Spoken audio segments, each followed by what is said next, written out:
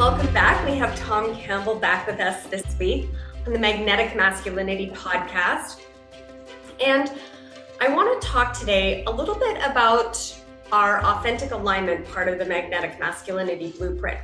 And I want to talk about what I frequently talk about is pinpointing our most self-centered desires, our wants, needs, boundaries, and values. And I think Tom will be uniquely qualified to help us clarify and understand the difference between healthy self-centeredness, and what I mean by that is meeting your needs, respecting your boundaries, and not going into martyrdom or self-sacrifice, and unhealthy self-centeredness, which is prioritizing only yourself and not considering other people or living in your own your own bubble of reality. So I sometimes feel like the antidote to self-centeredness in the unhelpful form of self-centeredness is, again, pinpointing some of our most core needs and selfish desires and finding healthy ways to meet those so that we naturally want to be of service to others because our bucket is going to be full and we're naturally going to flow over to everybody we meet when we are happy and fulfilled, which requires us to have our needs met, live in alignment with our values, and respect our own boundaries. But a lot of people, I think, Tom, on the planet right now, either through various teachings or various religious growing up, are under the impression that it's bad to do things for yourself, or it's bad to get your own needs met, or it's bad to do anything but other than be of service to others, which again leads to martyrdom, self-sacrifice, resentment, passive aggression, and feeling unfulfilled. What are your thoughts on that? Okay, that's a very good question, and it does confuse an awful lot of people. We'll find that what you call the positive self-centeredness, I would say is not really self-centeredness at all. It's awareness, it's more awareness of others than anything else. So let's say you have needs. You have needs for an income. You have need for a job. You have need to put gas in your car to pay your mortgage because you have a wife and children, and you need to feed them and keep them clothed and give them a nice house to live in. And you have responsibilities to your old aging grandmother, and et cetera, et cetera, et cetera. So you have all these things, and the fact that you need to spend time on yourself to get those done, well, that's not just because it's spending time on yourself, but it's spending time on yourself to make you the person that can fulfill these responsibilities. You see? So it's, yes, you have to spend time on yourself. You have to take a bath once in a while. You have personal hygiene you have to keep up with. You have a job you have to keep up with. And you may not like your job, but you have to do it anyway because it's not just about you. It's about all the people, that feed from your job downstream. So in any case, when you say, well, okay, I need to work on myself. I need to go back to school and learn a better skill. I need to wear nicer clothes and dress up a little more so I don't look like a hoodlum and frighten people. I need to do these various things. And you think, well, that's self-centered, but it's not. It's you trying to make yourself more effective and more efficient in your ability to work with others, to cooperate with others, to share with others, and of course, to help others. So I would say that self-centeredness, which is entirely just about you, for your benefit, nobody else's benefit. It's entirely, I want this, I want that, and it's not on a path to being useful to anyone. That's self-centeredness. That's what I talk about as self-centered. If it's, well, I need to better myself. I need to, get some more education and this and that because my job is starting to become, not useful anymore because AIs are doing the things I used to do. So what am I going to do? Sit around and live in the basement and eat beans, or am I going to get up and go out and deal with the world? and find something that I can do, that I enjoy doing, that contributes to the world in some way. So that's all about you. You have to figure that out. It's you that has to decide the responsibilities you're going to take on and how you're going to handle those responsibilities. So the self-centeredness that is bad is the self-centeredness that has no value to anybody but you. But you presenting yourself nice, taking a bath, dressing well, and trying to improve your employment situation. Well, yes, that is about you, but it's also about your ability to be more effective and efficient for other people as well. And that kind of self-centeredness, like, people think that, well, I'm working on developing my intuitive side. I'm working on, being able to become, have empathy for other people. I'm working on becoming an empath so I can understand people better and be more effective with them when I'm talking to them. And I'm working on I. Well, that's all about I. I'm trying to grow up and become a better human being. Well, that's about I, but that's good about I. That's you trying to be trying to be part of the solution rather than part of the problem. Right. And to me, that defines the difference. So I might say that there is no such thing as good self-centeredness, because I define self-centeredness as truly nobody benefits but you. It's 100% about you. It's not making you better able to interact with other people and be helpful and useful. It's only about you. Now, some things can be about you that are you benefiting yourself, growing yourself. Well, that's good. That's not just about you, though. That's about others. Why else would you want to grow yourself? It's because it makes you more successful with other people. You say, why would you want to improve yourself? Why would you want to present a good showing when you go for that job interview? Why would you want to have a nice car? Because it's reliable and your wife and kids won't get stuck someplace, with a car that breaks down. So you'd say, well, that's self-centered, wanting to buy a nice car. Well, no, it can be very practical and very useful. It helps your life work in a positive way. And all of that is not self-centered, in my viewpoint. That's improving your ability to work positively with other people and be part of the solution rather than part of the problem. But if your self-centeredness is oh, woe is me, I don't have any good luck. Everybody does, nobody likes me, and I'm inferior, and you have all this negative stuff. Well, that's called self-pity. Yeah. And that's probably the most useless, state that you could possibly be in, is one of self-pity. And actually a very self-centered one. Yes, that's a very self-centered viewpoint. That's all about you. And it's not creating a better person that's going to be more effective out there in the world and be part of the solution. It's about taking a person that could be effective and making them, kind of spiral down into nothing more than a self-referential bag of, discontent and unhappiness and sorrow and anger, and all of the negative things become, who you are. So that's about the worst place you can go. But improving yourself to be a more effective part of the world, a more effective part of the society, a more effective part of your community and your family, that's, yes, it's about you as well, but I give that credit for actually being about other people. You're not doing it just for you. You're doing it for the value you get for it. And that value comes from the value it has to others. If you're working at a job, you're working at that job because of the value it has for your boss. And your boss is working at that job because of the value it has for his boss, and the value it has for the company, and the value it has for the stockholders. And everybody's working to help make the society work better.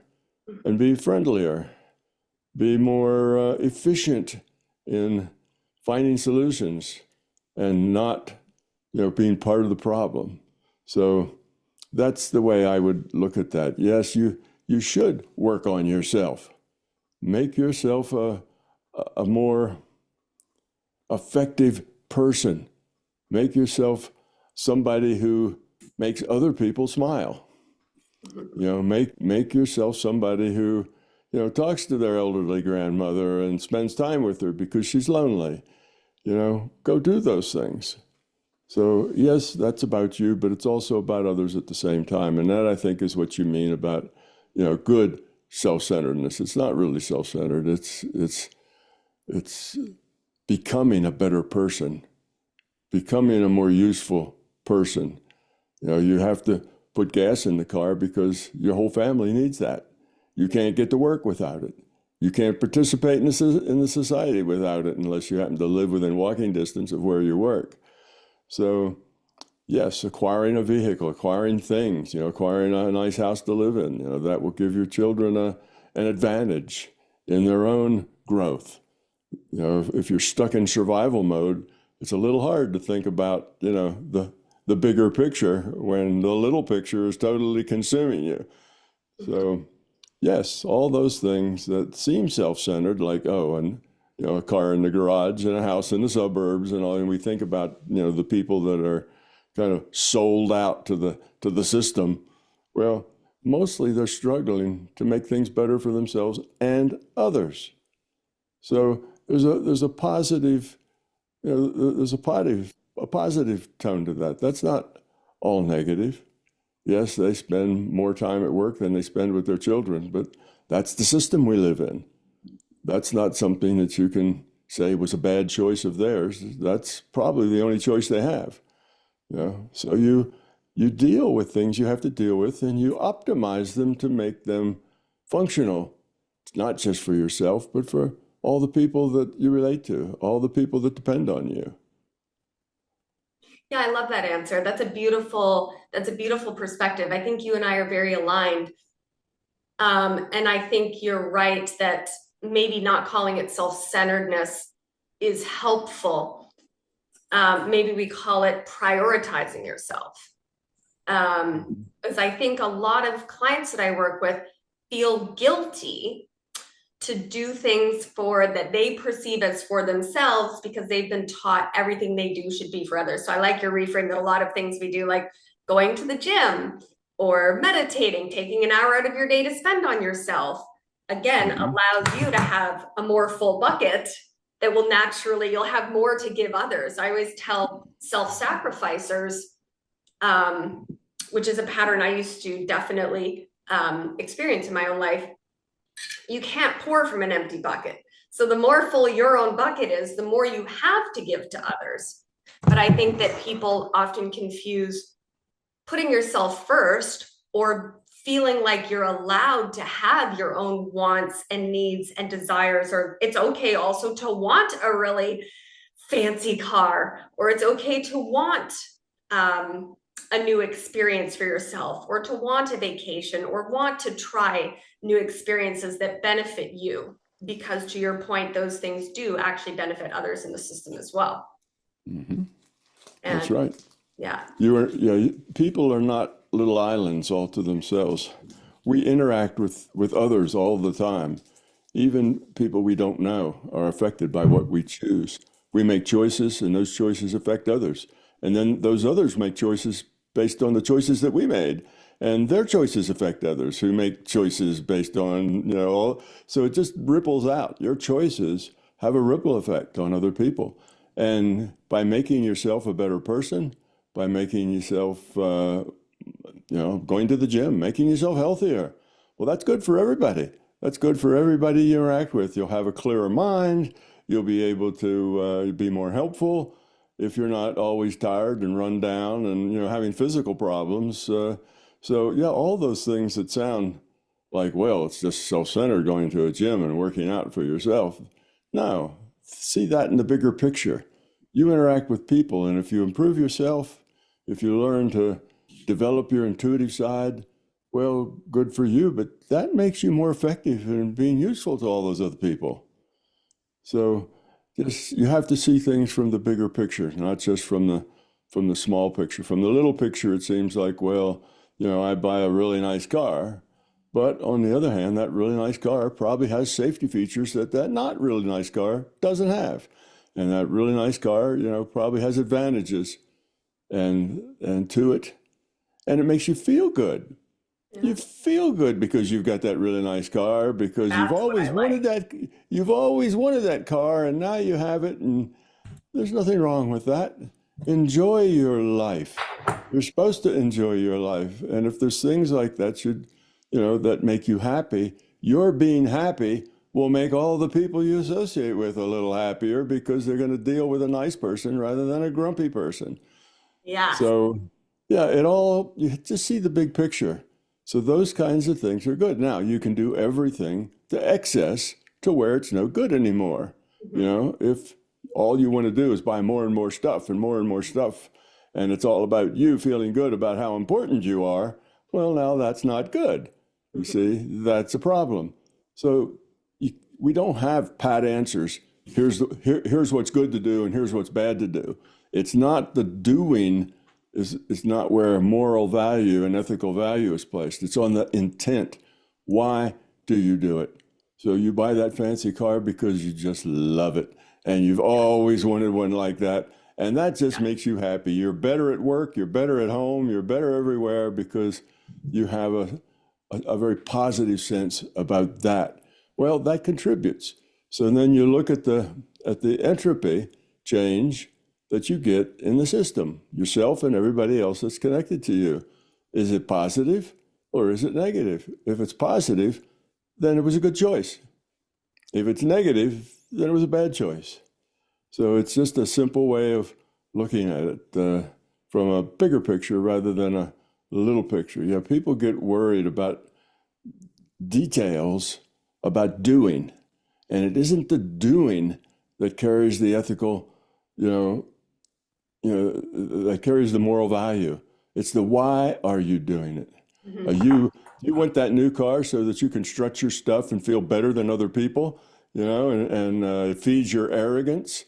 Well, then that's a selfish, thing to do, and it's not good. You want to buy that car because it makes you feel good and it makes your family feel good and it's effective and it doesn't use as much gas and it's safe and et cetera, et cetera.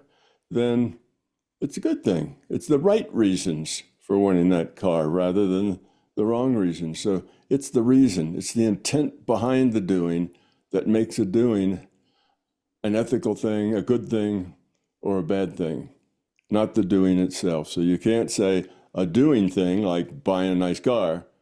That's could be, that could be feeding an ego, Mhm. or it could be, you know, feeding a family some positiveness and some It could be safety. alignment.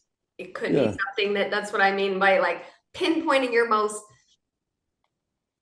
your deepest desires, things that really make you happy, make you feel good. And if somebody out there designed a, say, their goal in life in this game was to design a Maserati, and they design it and that's their life purpose, and they're like, I want to put the lights here and this there, and that's somebody's way of being on the planet, is to design this. And if you love that and you can afford it, or you can prioritize that without taking money away from things that provide safety for yourself or your family, then I think people should have permission to do things that, like you said, make them feel good.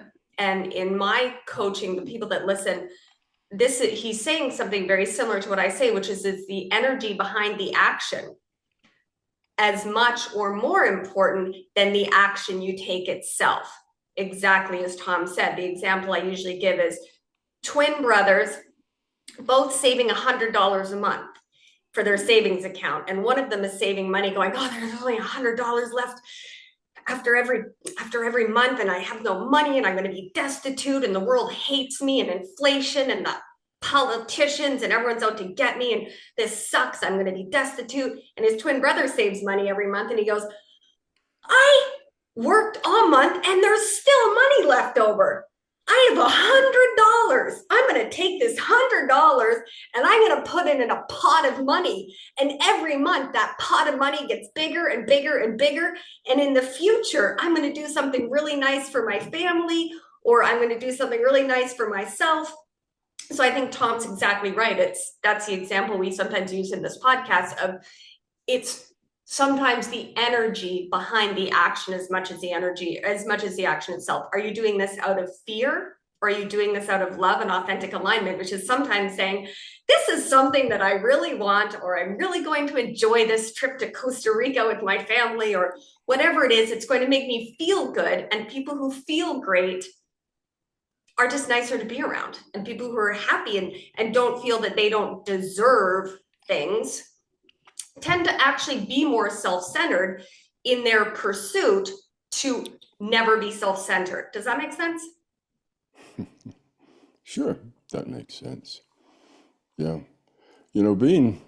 What happens when you get rid of your fear and become love is that you become happy. Your life is full of joy.